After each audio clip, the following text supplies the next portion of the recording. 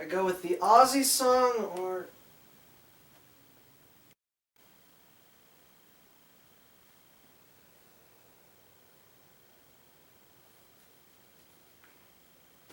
Hello, I'm Jay Masterson and welcome to Eagleland. Today on this much better version of the show, we will be reviewing Attack on Titan. Attack on Titan entered the manga scene about 3 years ago, but it exploded into popularity due to its amazing anime adaptation. In fact, screw the manga! We're going to review the anime today. Hi, Pluto, buddy. I want my chair and my show back in that order. Negotiate? No. Now get on your bike, you prat. Aww. Ching ching.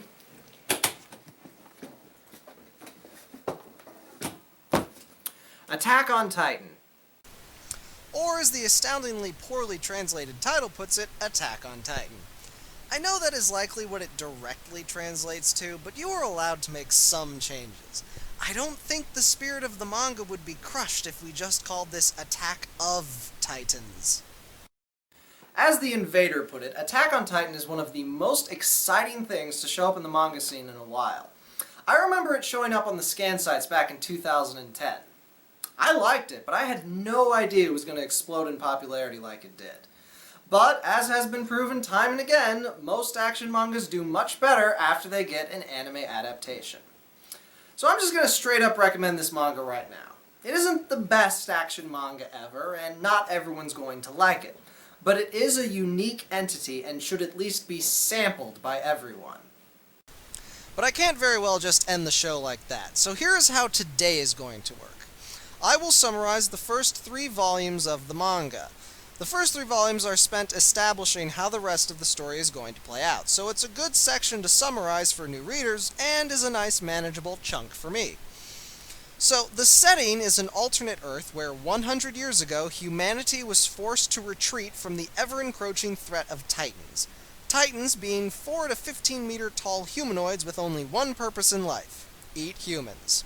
Somehow, the last pocket of mankind created a 3-wall protection circle with 50-meter walls being much too high and thick for the Titans to penetrate.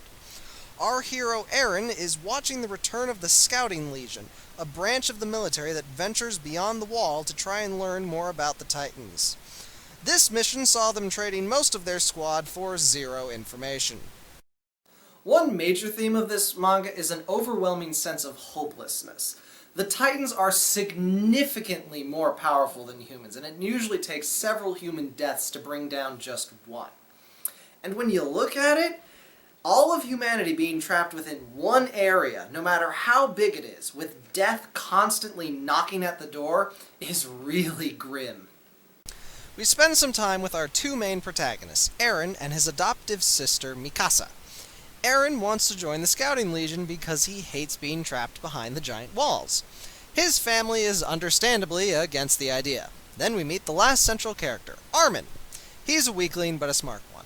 So now that we have our main cast, it's about time for our central conflict to rear its big, ugly head. For reference, that wall is 50 meters high, so we can roughly estimate the Colossus Titan's height at 57 meters high. That translates to 187 feet, making the Colossus Titan slightly taller than the Leaning Tower of Pisa. Big Boy kicks a hole in the wall and everything goes pear-shaped. Smaller Titans stream in while the Big Boy mysteriously vanishes. Eren's mom gets chomped and an armored Titan punches through the inner wall. Then there is a rather abrupt time skip to 5 years later where we see that Eren and Mikasa are graduating from the military academy at the top of their class. It occurs to me that I haven't explained how they fight the Titans yet. They use equipment entitled 3D maneuvering gear, which consists of 2 grappling spears and jet canisters. The soldiers use this to turn themselves into human pendulums, which they then scale the Titans with and strike at nerve clusters on the back of the Titan's neck. This is extremely complicated, and before you ask, yes, they do have guns and cannons. The problem is that Titans regenerate any damage dealt to them anywhere but that vulnerable nerve cluster. Getting back to the story, grown-up Eren is still the aggressive loudmouth he was before, but now he has the fight training to back up his mouth. Being in the top 10 of his class lets him choose his posting. He picks the Scouting Legion because he still dreams of defeating the Titans and reclaiming the Earth for humans. Mikasa also joins the Scouting Legion and vows to protect Eren as he is the last member of her family left. Also, Armin is volunteering for the Scouting Legion so he can stay with his friends. Then we get to see a disturbing flashback where Eren's dad is trying to forcibly inject Eren with something. Apparently, Eren has light amnesia of whatever happened there, and his father has up and vanished. Parent of the Year! So Eren is doing some military drudgery on the wall, talking with some of his fellow graduates. Apparently, Eren's decision to join the Scouting Legion inspired some of the other top students to join Scouting as well. Eren swells with a sense of well-being as he contemplates how humanity is finally beginning its counter— Oh, you bloody wanker! What's the deal? Are you attracted to the smell of hope?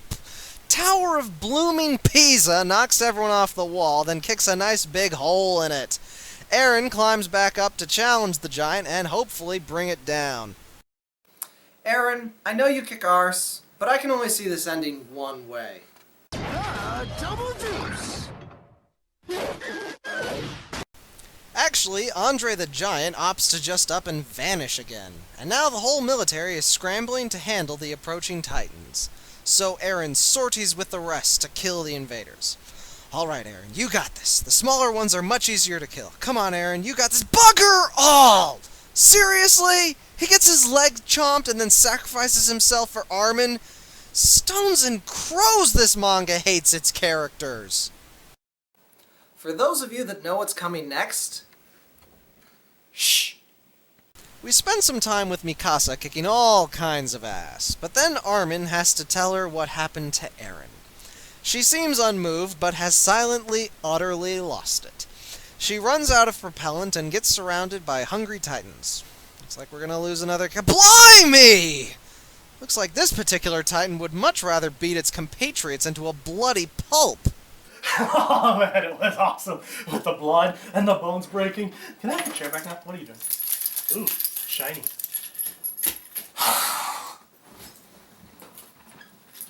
Everyone is understandably confused, but Armin suggests using this new Titan as a distraction while they clear a resupply center of Titans.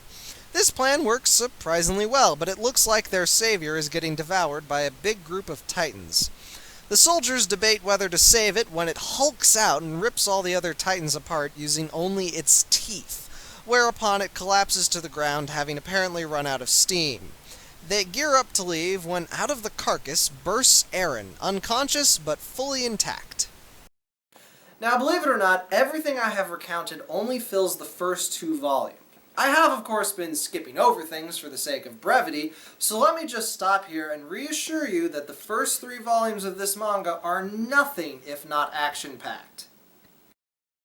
When Eren wakes up, it looks like the military is being weirdly unappreciative of his assistance. Negotiations, well, they never really got off the ground, and the military fire their cannons on our 3 heroes. Eren says, "Screw this noise," and performs an incomplete Titan transformation to block the cannonball. The transformation produces a lot of steam, so they take a second to form an actual plan. They ask Armin to convince the moron commander that just maybe having a Titan on your side would be frickin' sweet. He's too stupid to listen, but thankfully an actually smart commander shows up and outranks him. So now the plan is to have Eren go into Titan mode and pick up a stonking great boulder they had on standby in case someone kicked a giant bloody hole in the wall. But there's a slight snag. See, Eren's transformation has a suggested daily dosage, and it's 1. He's at 1.5. He goes a bit loopy after transforming and attacks Mikasa, but he very quickly runs out of steam and stops regenerating after collapsing. Well, now humanity is well and truly screwed. All that's left is for the military to evacuate as many people as possible. But Armin wakes him up with his patented shoulder-stabbing pep talk. Youch.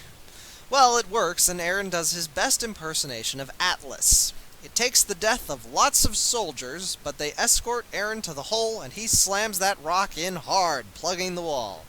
And for the first time in this century-spanning conflict, humanity has regained territory from the Titan encroachment. Whew! What a heart-stopping climax. So what stands out about this work? Well, I already mentioned the interesting setup and sense of despair, but Titan also has some damn fine fight choreography. The author has an interesting way of drawing swinging punches, with arms seeming to curve out behind the puncher. And the 3D maneuvering gear is a well-realized battle mechanic that seems totally plausible and the only way you could expect humans to fight the Titans by themselves. But most impressive is how tight and focused the narrative is, even with all the reveals that get dropped. The author has gone on record saying that he plans out major story reveals several volumes in advance so he can keep things consistent. This, combined with the fact that all the twists revolve around Titans, gives the story a nice forward momentum even while piling on new secrets and puzzles. In other words, this manga is if the writers of Lost hadn't started pulling stuff out their butts. Shingeki no Kyojin is written and drawn by Isayama Hajime. And believe it or not, this is his first work. No one-shots, no previous series. He sent this into the publishers, they published it, and now he's making all kinds of cash. He's done a couple of spin-off series centering around this Titan universe, but for now all we have is this one awesome action manga. And I, for one, am looking forward to what he does in the future. Till next time, I'm Plutoburns, and this has been Eagleland. Oh, God, The chair will be mine!